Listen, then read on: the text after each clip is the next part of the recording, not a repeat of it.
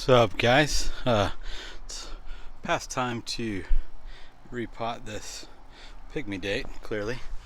So I got this potting mix and some play sand I'm gonna mix up and put in this large 20-ounce pot. But yeah, it's definitely time. It's a little bit taller than me. It's right around 6 foot overall from the pot.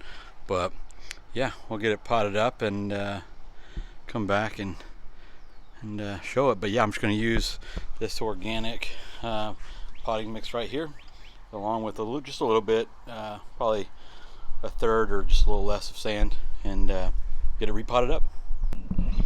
All right, there it is, watered and in a much larger pot.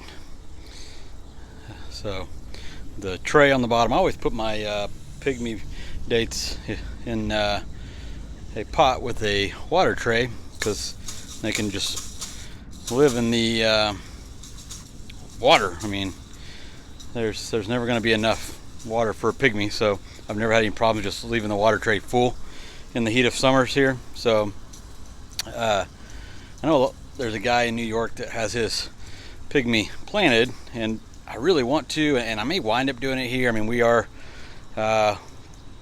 Oklahoma 7B, and he is in New York, and he boxes his, but I just don't want to lose one. I mean, they are cheap. I can get them relatively simple, but I don't know. You know, maybe I'll decide to plant this one day. But for right now, it's just going to stay in its large pot and go in and out.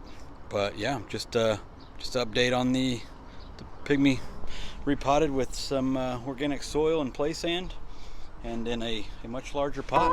Looking good.